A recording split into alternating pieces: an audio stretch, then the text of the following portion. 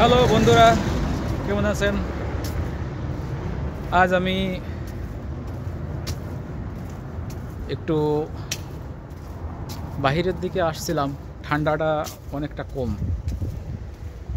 মানে এতদিন তো মাইনাস থাকে, আজকে মাইনাস নাই, আজকে 7-8 ডিগ্রি তাপমাত্রা আছে। খুব পরিবেশটা খুব সুন্দর।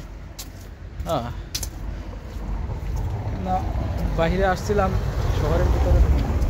শহরটা একেবারে নীরব শহর। আমার আশেপাশে দেখেন কোনো লোক নেই, একেবারে ফাঁকা। তো মার্কেট করতে আসছিলাম, কিছু কাঁচা বাজার নিব, কিছু নিজের প্রয়োজনীয় জিনিস নেব। সাপ্তাহিক ছুটি আজকে আমাদের।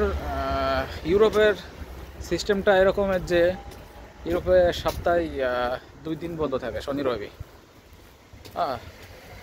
তো আমাদের শনিবারে 6 ঘন্টা ডিউটি করাইতো, কিন্তু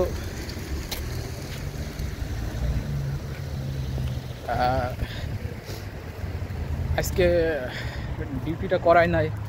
আজ হয়তো কাজের চাপ কম ছিল আর বসেরা ছিল না। 6 ঘন্টা পুরোটাই ওভারটাইম দেয়। আর এদেশের যারা এই দেশের ওয়ার্কার, এরা আসে না শনিবারে।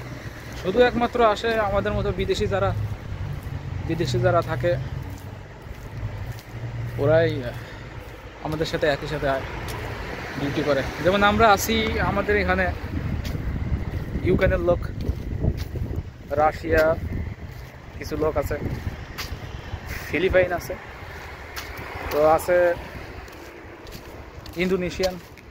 আমরা মুসলিম ইন্দোনেশিয়ান, ওদের সাথে আমরা থাকি। ওরাও খুবই ভালো লোক, ওরা আমাদের সাথে সব কিছু শেয়ার করে। মানে আমরা যেখানে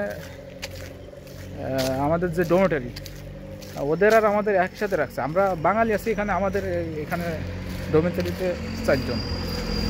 তো ওরা যেহেতু মুসলিম, আমরাও মুসলিম, হ্যাঁ, ওদের সাথে আমরা সব কিছু ভাগাভাগি করে চলি। আলহামদুলিল্লাহ অনেক ভালো আছি। তো অনেকক্ষণ বক করতেছি, বক করতে দিয়ে আমি হাঁটতে হাঁটতে চলে আসছি প্রায় আমার সেই শপিং মল। সামনে শপিং মলের ওখানে আমি কিছু আমার নিত্য প্রয়োজনীয় জিনিসপত্র কিনবো। আমার চোখে রোদ পড়তেছে, রোদের কারণে কোনো একটা ক্যামেরা হয়তো খোলা দেখা যাচ্ছে, জানি না। আমি কিছু দেখতে পারতেছি না, আমি শুধু মোবাইল দিকে তাকায় আছি। আমি আছি ইউরোপের দেশ, একটি দেশ ইউরোপের, এটা পোল্যান্ড। হ্যাঁ, অনেকে ভাবতে পারেন যে আগে ছিলেন ভাই রোমানিয়া থেকে তো মানুষ ইটালি আসে, আপনি কেন পোল্যান্ডে আসলেন? তো আমি পোল্যান্ড বেছে নিলাম এই কারণেই যে আমার পোল্যান্ডে আসলে আমি অন্তত আমি যে ওই রোমানিয়াতে যে আমি বৈধভাবে ছিলাম, এখানে আমি বৈধভাবে থাকতে পারবো। আমি ইটালি গেলে হয়তো কেস মারা লাগবে, এজালেম মারা লাগবে। এজালেম মারতে আমার হয়তো ওই কাগজপাতি করতে অনেক সময় লাগতে পারে। এই জন্য আমি পোল্যান্ডে আসলাম। পোল্যান্ডের বিষয়টা যে এরকমের,